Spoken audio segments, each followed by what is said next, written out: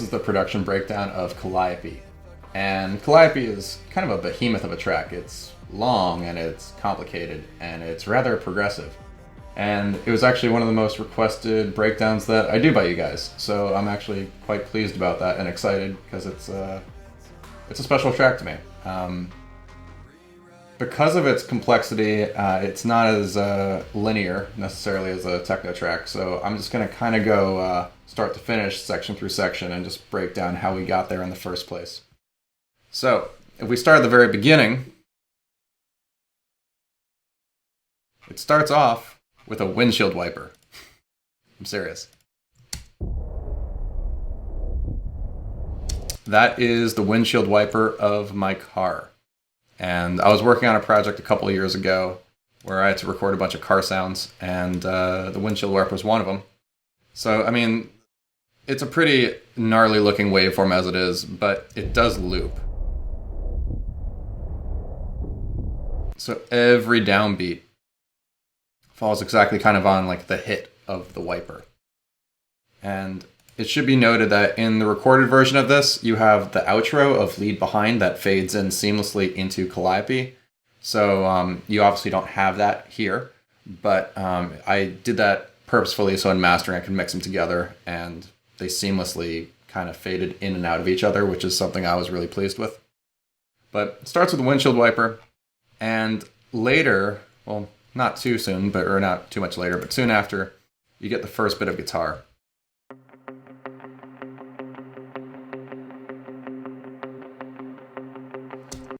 And what this does is this kind of sets the tempo, and the first half of this track is entirely in 5/4.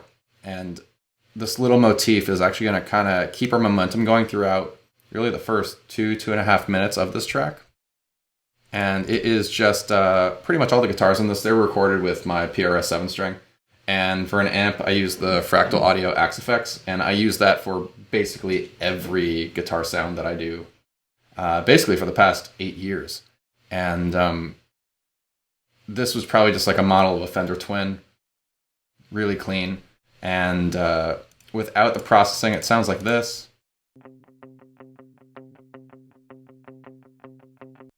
With it, you get an EQ, just as a high pass. You get the arouser, that's giving us some compression. And then we get an echo boy, and that's giving us a nice little stereo delay, a dotted quarter on the left, regular quarter on the right.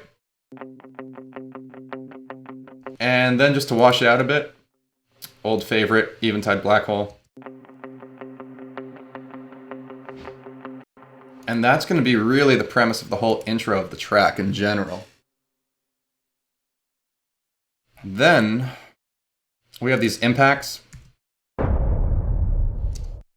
They're just things I made for also a different sound design project, and they're very cinematic. So they serve their purpose pretty well. And as you can see, it's a big session. So it takes a little bit just to kind of find everything. But we also have these, also in this intro, we have these, it's called acoustic rhythm. But what it actually is, it's actually reversed acoustic guitar. And you'll see this later, but if we reverse it back right now, you can hear that it's actually strumming, but strumming in reverse. And then we also have this, it's called Test Wet Reverse. Let's go to the part where it's faded in.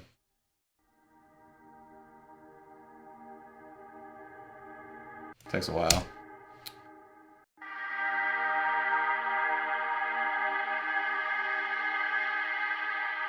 It's just kind of like a spacious guitar part, and it's totally washed out with reverb, but without the reverb.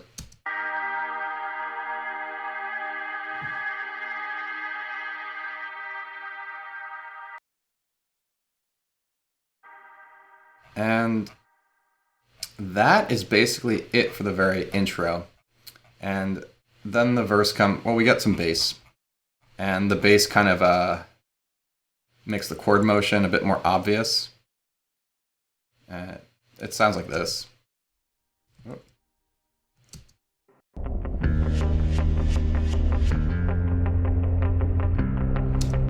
So bass soloed.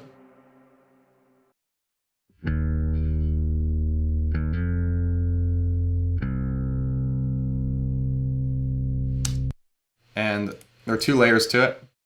Same take, but there is a DI, and then there's also the amped bass. So this is the DI.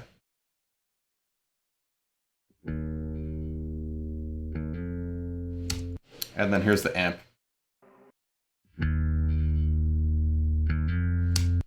And when you mix them together, it's a fuller sound.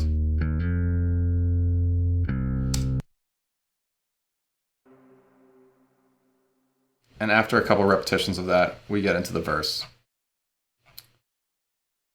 That sounds like this. Come out of your shell. Will you be there for me? Prophets always tell nothing of your mystery. So let's take a look at these vocals first. As you can hear, they're very filtered. So let's take the filter off. And there are 2 leads, doubles, multi-track, just one's 2 dB under the other. The processing is identical. And let me just make this easier to look at for a second.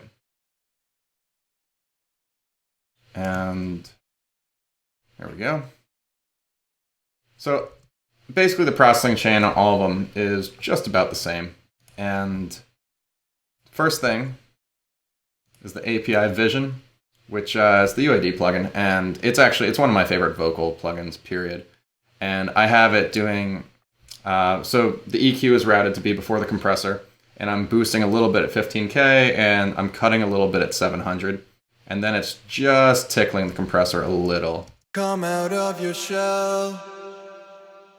Will you be there for me? Just 3 dB. And then there's a high pass going on and a little bit of low passing. Probably around 15K or something like that. But it just shaves off what I don't want. And the double is doing doubles identical. Then there's another EQ after. And again, high pass, taking out a little bit of low mids as well. And then the UA LA2A, and this is actually really my favorite vocal compressor, period. There's something about it, it's really smooth, it's warm. This has been my favorite vocal compressor for years and years and years. And then there's a de-esser after, it's this Mic DSP. And come out of your shell, come out of your shell. It's doing what a de-esser does. And then after that, I have Pro MB, which is acting actually as a de-esser as well, just to catch anything the Mic DSP didn't catch. Come out of your shell. You can see it happening right there. I just kind of created a band at around 6K. And every time it gets a little too peaky, it just pushes it right back down. And that's it. Then, as we get further along, prophets always tell nothing of your mystery. You just have the strummy kind of just carrying on the entire time, keeping that momentum. Yours in harmony, being in your arms was never. You have that little acoustic reverse layer happening every 4 bars roughly. And the only other thing right before the verse comes in is this Juno 106 part, which is just a chord, or a little chord progression. It's the same progression that the rest of the song's in. But what's fun about it is the Juno then routed through a ton of effects pedals. So it's going through a Chase Bliss Audio Tonal Recall, which is this really, really cool sounding analog delay pedal that's really warbly. Or I made it be really warbly, and then it's also going through an Eventide space in the black hole setting, I'm sure, because mine always lives there. But what it sounds like is this.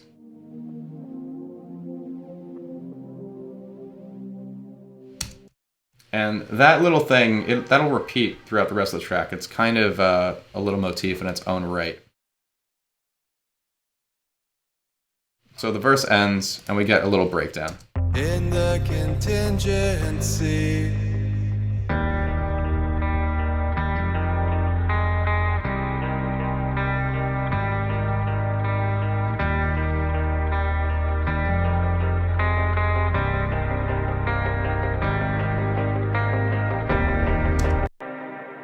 So we have a new guitar. This is the lead. And this lead also becomes a motif of the track. You're going to hear it throughout the rest of it in general. So without the processing.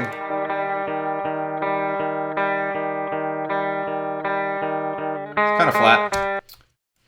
There's a compressor just evening out the peaks a little bit. Then the delay. And the delay, it's the same delay as before, a dotted quarter on the left, quarter on the right. Spreads it out. There is a DMG audio track control, and this is actually for automation later. And then there's a black hole, of course. There's black hole on everything, if you haven't noticed. If it was totally wet.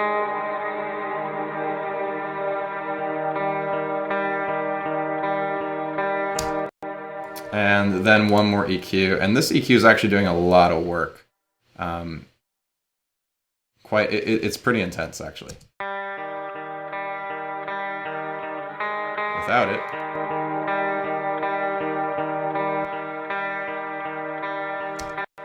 it almost sounds thin with the EQ on it, but at least when it's soloed, but within the context of the track, it all makes sense. And suddenly when you have everything else layered,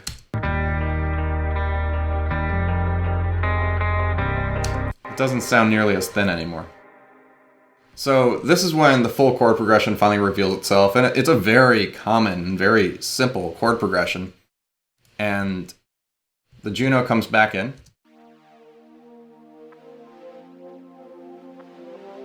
And it fades in.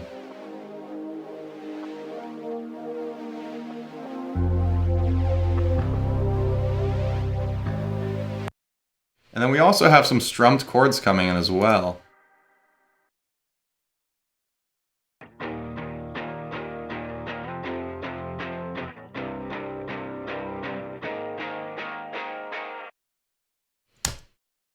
And you're going to see a lot more of that later. That chord progression, it gets a lot heavier towards the end of this track. And it's everything. All the guitars in this, they are PRS 7-string. And it's similar patches for all the clean sounds. Usually a Fender Twin kind of amp. But those are totally dry. And this is kind of a point in the track also where we're building into the second verse. So the second verse is going to be a lot more dramatic. It's going to be bigger. And suddenly we're going to get drums for the first time. So let's hear how that happens. And I'm just going to go from a few bars right before.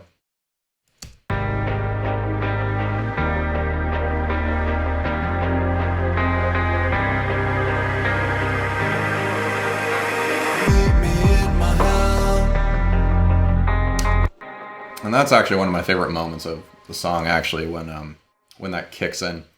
But yeah, so there are two little effects coming in. You've got this first.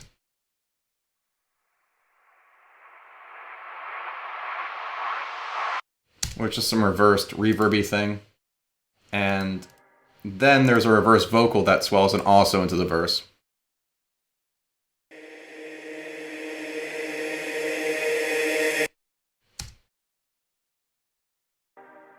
And this is where the drums enter. And let's look at the kicks first. There are a few different layers of it. They were mostly made on the modular with the Make Noise DPO. First one sounds like this. Second one is actually a duplicate, but EQ'd completely differently.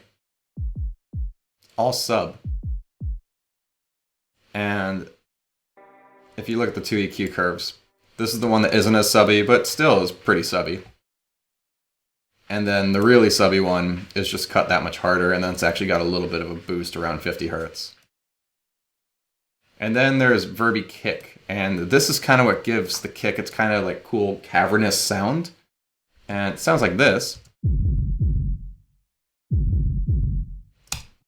And short reverb, printed down, and then I'm just using the Slate FG Stress as my compressor on it.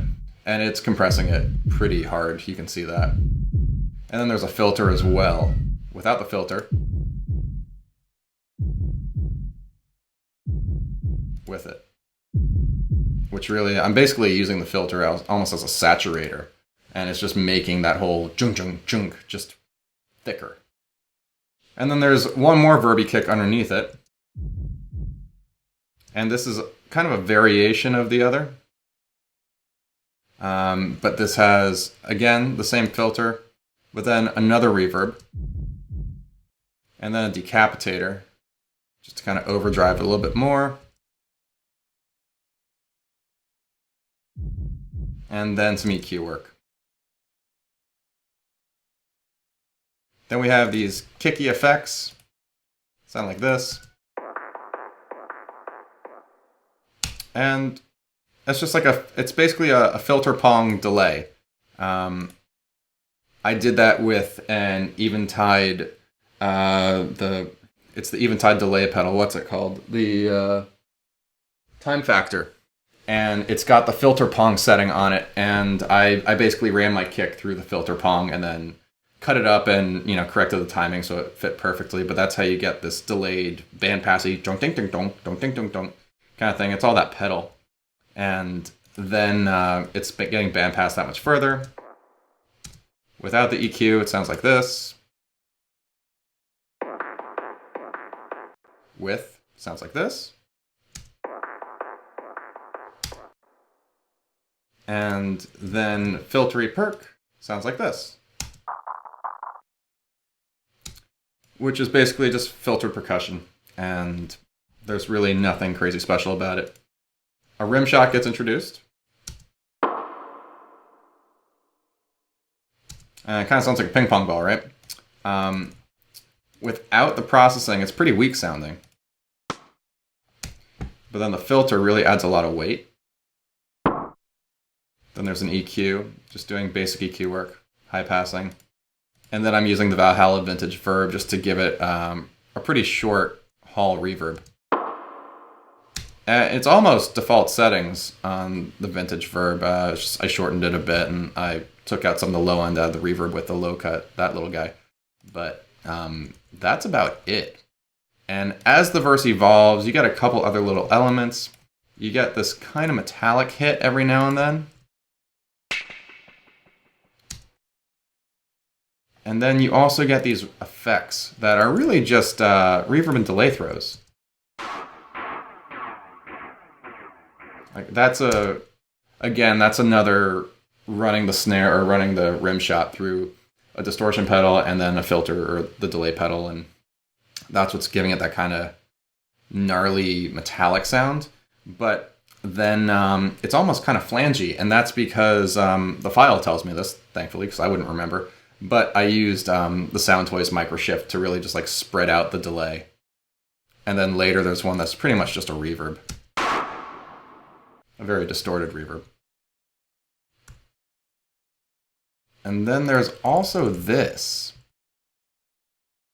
And I start getting these kind of like glitchy sound effect or glitchy little bits of percussion.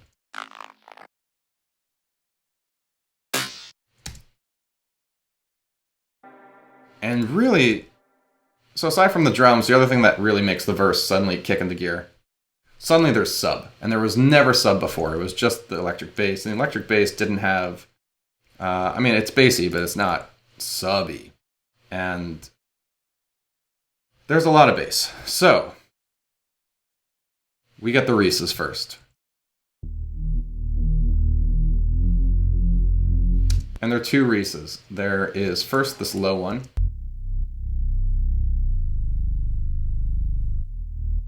Which is really low, and it's dead center, it's totally mono. And then I have a stereo Reese also. And it's an octave above the low Reese. So that way I can kind of spread out the width of the whole thing without actually clouding the center or, having phasing issues. And then there's another Reese underneath it, which really isn't necessary, but it really felt necessary, I guess, when I did it.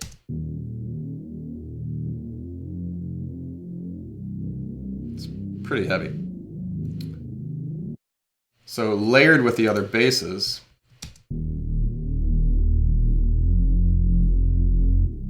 it's really thick. And then another bass happens. Halfway through the verse, you get a Reese that's tuned to a fifth of the root of the bass. So on its own,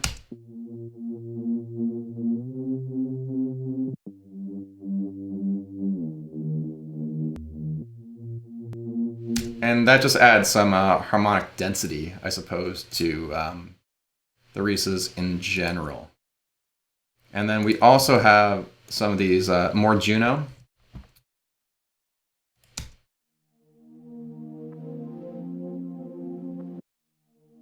And what's kind of fun about them is you see that there's a really big fade going on.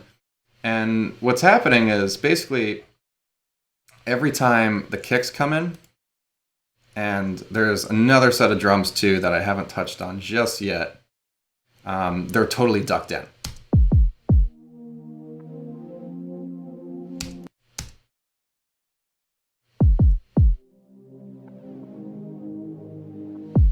So then they kind of swell as the kick leaves us. We get the warm swelling, like really analog pad coming in.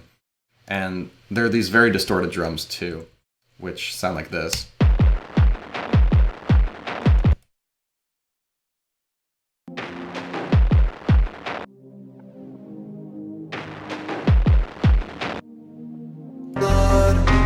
Rewrite our history.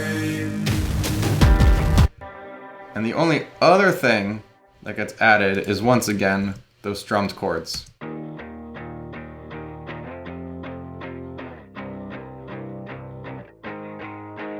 And the piano.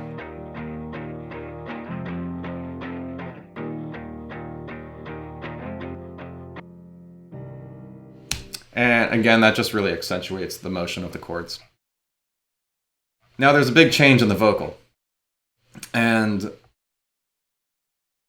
the vocal's a lot bigger now. There was a filter in the first verse, and with it, I mean, I took it off, but part of kind of the aesthetic of that verse is that the vocal's really small and it's bandpassed. Mine and yours in harmony. You know, I've taken a lot out. Once we get to the second verse, this is just a whole nother thing of making this verse sound huge. And now there are 4 layers. There's 2 dead center, and then there's 1 hard left, 1 hard right. Meet me in my hell. Will you go down with me? So it's a much fuller sound now, and combined with everything else in the track being much fuller, the whole second verse is just it's a real upgrade. I suppose you could say energetically it's a much bigger upgrade than the first verse. And yeah, I really love this part.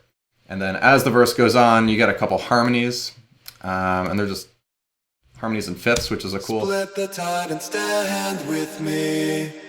There was fifths at first and then thirds at the end. But yeah, that's basically the vocals. And this track in particular, I mean, it's a special track to me. It's a really personal track, and lyrically, the whole track it's based around the idea of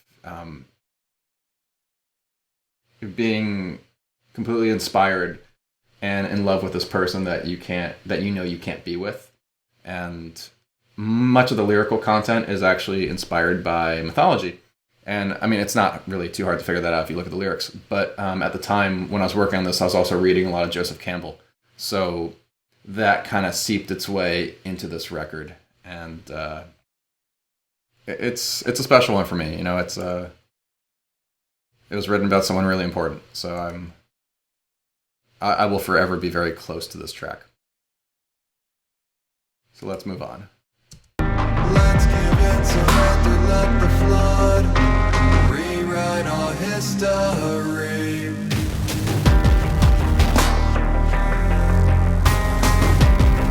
So we get into kind of this jam section after, and a few more elements start to get introduced. And the first is, so we had that kind of distorted filter percussion. Well, it's not filtered anymore. Now it's going to be much more aggressive.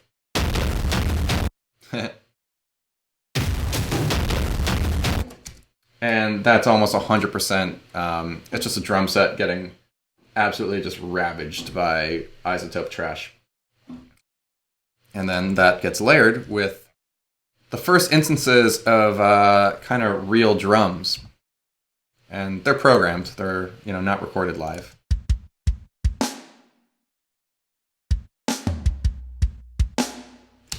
And those come from the Get Good drum samples, which are made by Misha, Matt, and Nolly of the band Periphery. And they, I hope one day that maybe, because I use so much of this stuff, it'd be great to actually have, one day I could have Matt play real drums as opposed to using his samples. So in the meantime, I'll use the samples, but he's an incredible drummer. So it's cool to have his sound, but not his groove. I can't have that, but I can at least have his recorded drum sound. A few other things get introduced in this section. And really, this whole track just keeps kind of building and building and building. So now we have a lot more bass hitting. So that I had that bass distortion synth before, which started kind of low.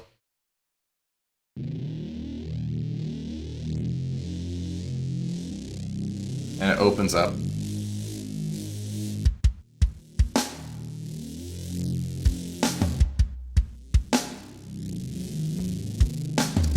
So it's doing that same thing that Juno was doing before, where now it's ducking every time the kicks hit, which gives it that kind of sucking effect, but it also makes the kicks, of course, feel that much more impactful.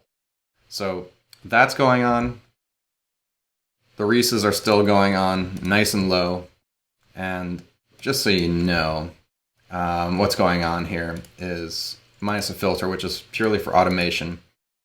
A way I get away with having this much low end and not having a lot of phase issues is that using the that Brainworks B3 EQ, the mono maker. So basically, anything that's under, in this case, 132 hertz is getting summed to mono automatically.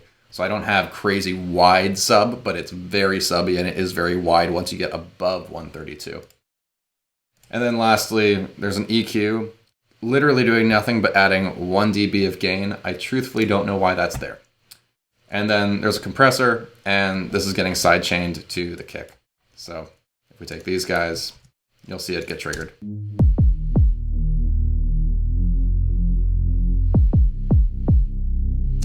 Simple as that.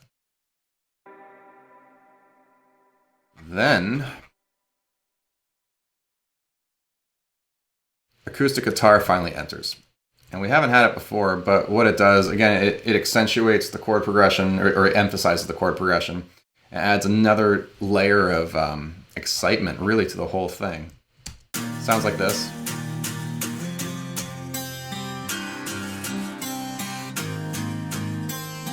So you remember the kind of reverse from kind of acoustic guitar in the beginning? That was sourced from that.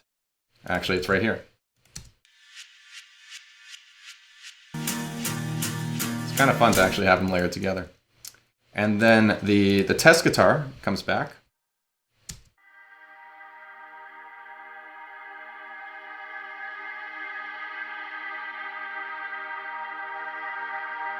And this was made on a patch on the Axe Effects, which was the original version of the patch was made by one of the guitarists of the band Tesseract.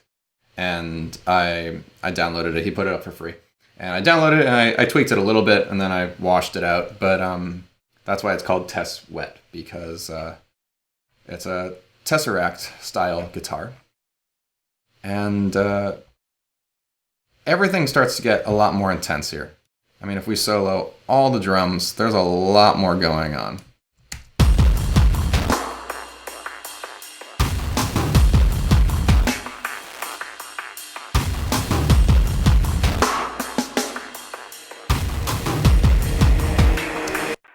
And then we get the Baloo bass.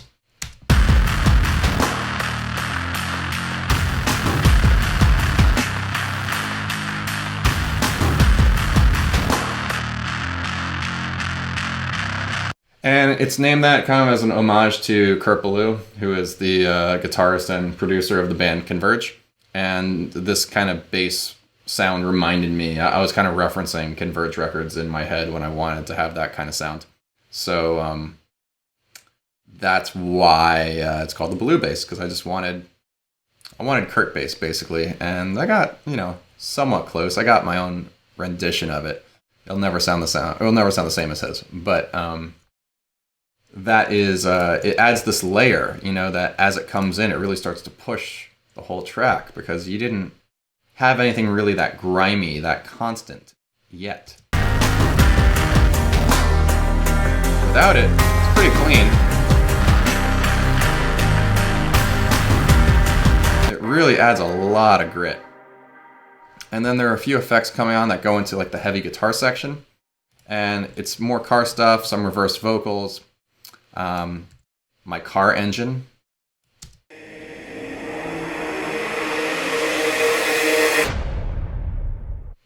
Simple as that. So let's look at the heavy guitar part. And this is kind of fun. So first we have this part.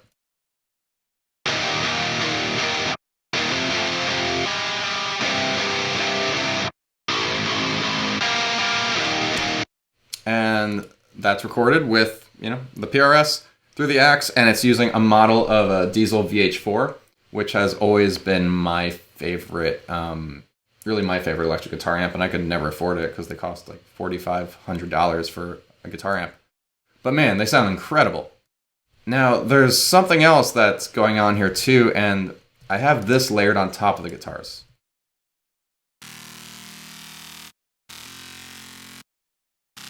And it's this really fuzzy, distorted, I guess you could call it a bass. It's a synth, and it came out of the modular, out of the Harvest Man Hertz donut, through a lot of distortion. And what it does, I think maybe this is just because I'm so used to, producing electronically, that regular guitars often just don't have enough high end for me. So this actually kind of functions to add that extra sizzle on top. So without it, it sounds like this. Come back. And here's with it.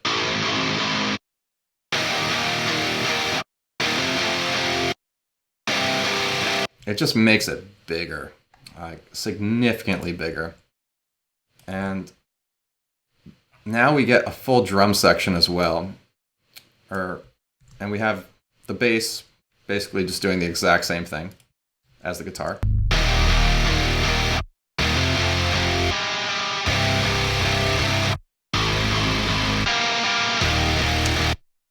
But it's still just, for the most part, minus that synth, it's just the instruments.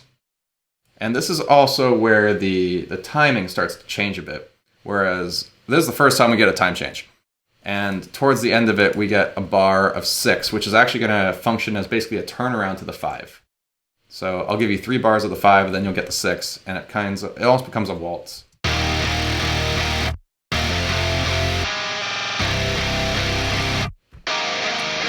5, 6.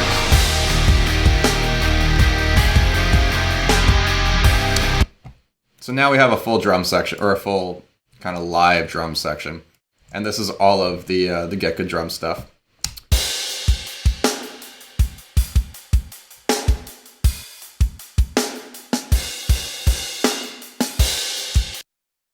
And then layered underneath that is another one of these DPO kicks. And it really gives a lot more foundation to the drum set.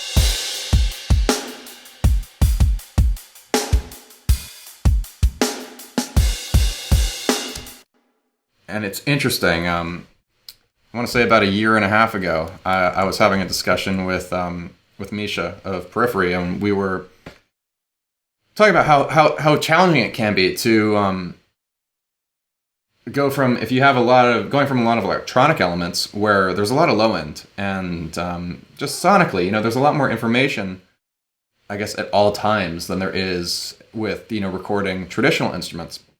So transitioning from an electronic section into a more traditionally instrumentate, or I guess, God, that's not a thing, into like a more traditional section, it often sounds weaker when you get to I guess, the traditional section. So layering a kick underneath it was, or a synthetic kick, that's one way to keep the low end, and without it starting to sound kind of anemic compared to the other parts.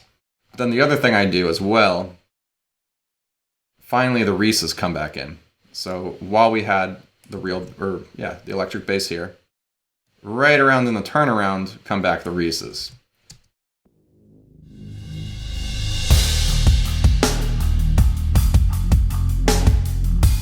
Without the Reeses.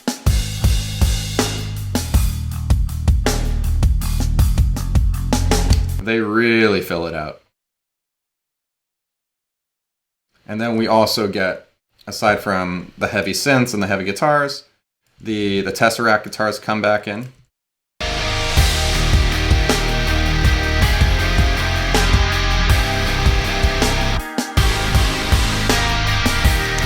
And this is the first time we actually hear, and it's really the only time you actually hear a dry version of the Tesseract guitar, which, excuse me. Thank you. It's this little arpeggio.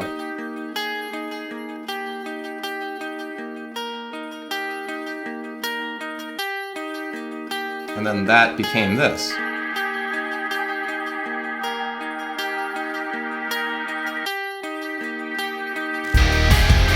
And I always found the nice thing about having these kind of twinkly atmospheric guitar parts underneath, or I guess above all the heaviness, it really adds a dimension that you didn't have before.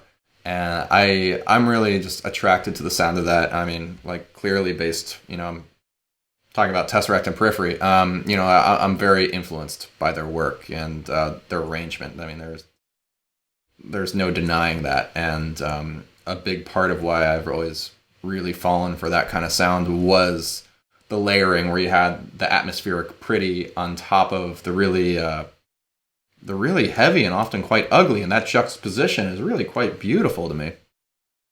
So moving further along, we finally get to the last verse, and there is no chorus in this song, it's just all verses. Listen here, if I'm being honest, it scares the shit out of me. Actualize that long obsession. Same exact processing chain as verse 2. And there's not a whole lot more to say about it. There's not a ton of automation going on here, and there doesn't have to be because there's so much high-end information between all the guitars and everything like that. The S's don't ever poke out, whereas if you look at verse 2, there is all sorts of automation on these guys, and it's almost word by word sometimes just to manually de-ess little bits, where without de-essing, even if I cross the sticks unaided, sounds like that. With it, sounds like this. Even if I cross the sticks unaided. It's pretty subtle, but I'm really sensitive to S's and sibilants in general, so I always end up doing a lot of this really manual de-essing, and it takes a long time. But truthfully, I mean, for me, that's how I hear things. And they finally get a harmony at the end, and they get a really long delay, and what that does is it kind of trails, so it smooths out the transition that comes after. Smoke your signal high when you're yearning to embark on our odyssey. It's a long trail. But I really love long delays for that reason, and it really keeps the transition smooth. So now when you hear it all together, Yearning to embark on our odyssey.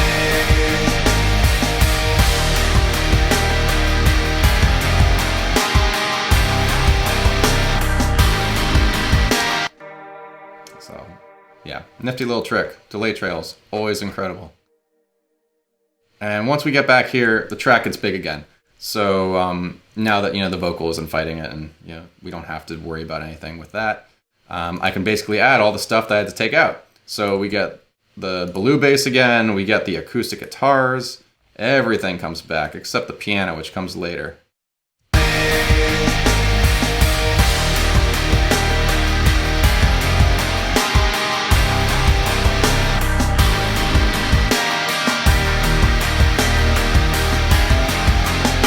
And this is actually interesting too, and I forgot to mention this. So what I'm doing here, so with the vocals, they're actually getting bussed out. They're getting bussed out to bus 50. And no, bus 70? Am I doing this correctly? Listen here, if I'm being honest. Oh. It scares the shit out of me. Actualize so what that's doing, obsession. This is on the heavy guitars. So every time the vocal comes in, it's going to push down this 2K, 3K area and just create a little bit of space for the vocal. It scares the shit out of me. Actualize that long obsession. Drowning in our entropy. And all that does is it just means the vocals have a little bit more space. And it's a really subtle little trick, but it's all part of what makes things sound really clean and really big and wide and open. It's little things like that. And do it a lot. It's fun. And then it should be noted that now, I mean, the time signature at this point, it's basically a compound meter of 21/4. I mean, it's a bar of 6 and then 3 bars of 5 for the most part. It turns around a bit, so it's never exactly the same. I mean, it follows a pattern, but it switches around. And as we get to kind of what seems to be the outro but isn't, we get more of these effects, more of my car engine. And then a wiper. It's kind of fun. It's like a very granulized wiper.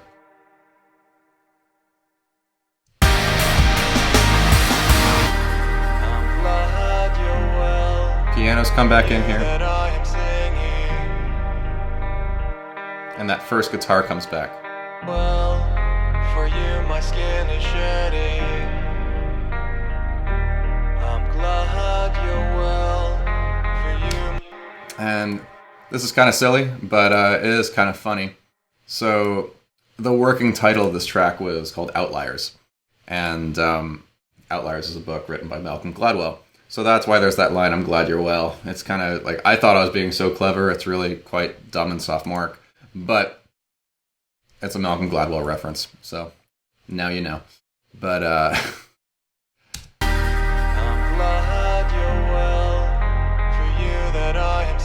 so basically, we're back to 5/4. Everything's calmed down. We're basically fading out. It seems.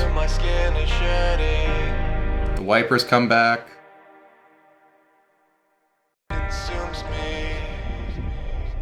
And then we get this jarring motion. And we get an extra bar of 9, just to kind of ease that transition and really, make it tenser when things are always tenser if, they're a little bit off. And there's also a reverse piano.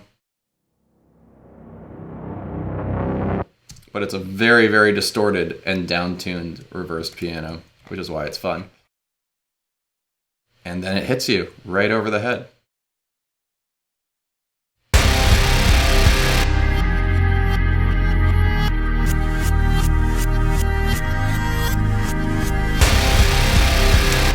And now we're back to our cycle of 21/4. And while the grid technically says it's a bar of 6 and then 3 bars of 5, I hear it differently. It mathematically adds up to be exactly the same, but I actually hear it always as 2 bars of 5, 1 bar of 6, then 1 more bar of 5. And because I basically hear it as this, as 2, 3, 4, 5, 1, 2, 3, 4, 5, 1, 2, 3, 4, 5, 6, 1, 2, 3, 4, 5. I'm sorry, that was terrible. You get the idea, though. It's like the volume's really low because I don't want, to bleed to the mic. And I don't have a click. So, screw me. But, anyway, what's really fun about this section is it's the first time there's a different chord progression in the entire song, but it's not a different chord progression. It's the original chord progression reversed. And that's why I love this part so much, because it's really it was a happy accident. I just wanted to hear what it sounded like, and I fell in love with it. But it's really this.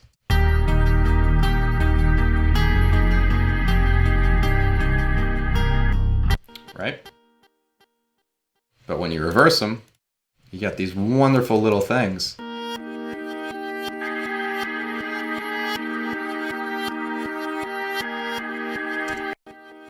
And the piano's reversed underneath it as well.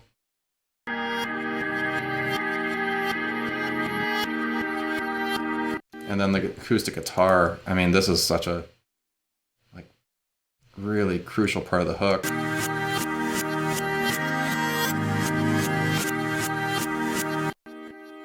And this is how the entire section was built. It was entirely built on this reversing.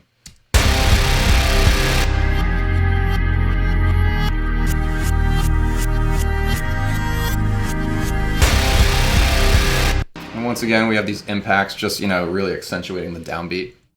I think that came from a dumpster. And then the vocals kind of come in, and they come in as these kind of like hauntingly soaring, whatever kind of things. But they're not meant to be in your face. They're meant to be kind of ethereal and just floating around everything. I'm glad you're well.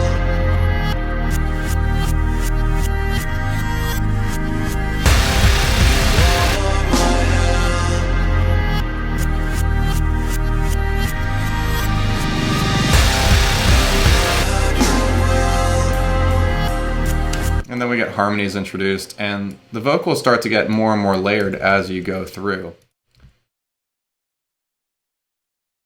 You are my help. You are my help. And there's a neat little, some panning automation going on there. And it happens a couple times, just to kind of fly it around your head. I'm glad you're well. And the vocal delays at the end, they have their own delay bus, because that is a lot of delay. And it is the Cargo Cult Slapper, which is, I really like it for really long bandpass delays. Ever since it was Clever Girl, I started using this. And the one thing I do with it is similar to how we did the sidechain multi-band compressor on the guitar with the vocals. I have the delays ducked to ducked to these harmonies. So you'll see this pro compressor right here. I'm glad you're well. So as soon as the vocals let go, the compressor releases, and you hear the delay trail. But you don't hear it very much right now. Again, it just it clears it up so that way the vocals come through clearer, but you still have all the effect of all the delay, which is something I always really like. And the other thing that's kind of fun about this section is, so on top of, we have these distorted guitars, which are the same ones we had before. And with that synth.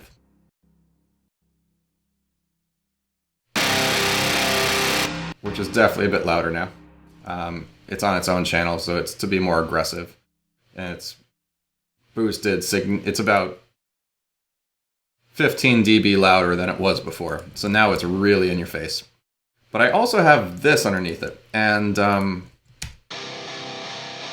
this is kind of like for my own hedonistic reasons, I suppose. But it's a Mesa rectifier, and I do have a rectifier in the back of the room over there. And I just wanted to mic a real guitar amp because I felt like that was important to do. And And I really don't know what the hell I'm doing miking a guitar amp, truthfully. I'm not very good at it. It sounds phasey and doesn't sound nearly as good as the Axe effects. But layered in, it added kind of a depth that wasn't really there before. So that's the function of it, is just to give this kind of like sizzle fizz.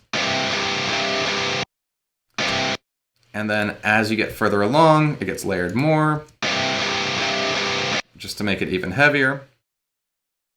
And you get reversed rectifier.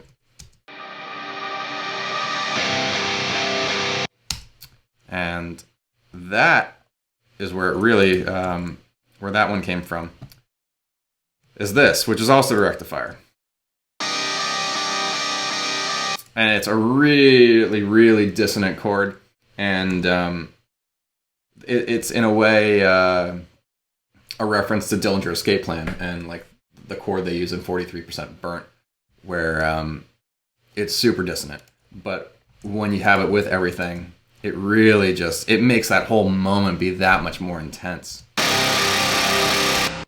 And without it, feels like it's missing it.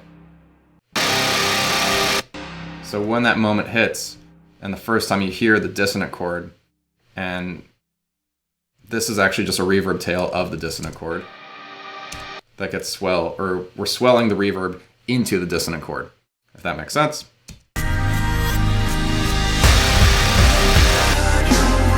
It's a really intense moment, and it's a huge part of the track. And basically, after that, the track just really fades out. It doesn't fade out in the mix because I did that later. I just had it go on. I extended it and then figured I would do it in mastering just because I wanted to have a little bit more control over it post compression. But that is really all of Calliope in a nutshell, and it really is it's a beast of a track. And I hope I didn't miss too much, and I hope I didn't confuse you, or I mean, truthfully, I confuse myself half the time looking at this stuff because, I mean, it's a big track. There's a lot going on here. It's really easy to get lost in it. So, you know, my apologies for when I've misspoken or said something that I was totally lost in or something. It's just, you know, it's the nature of the beast. But that's what keeps it interesting, right? So, yeah, hope you found this enjoyable. And if you want to do me a favor, you can do the subscribe thing, you know, since I'm selling my soul on YouTube. So hit subscribe and you'll be notified when I do others of these. And yeah, thanks for tuning in. Thanks for recommending I do this. That was really, it was a nice surprise. So thanks again and take care.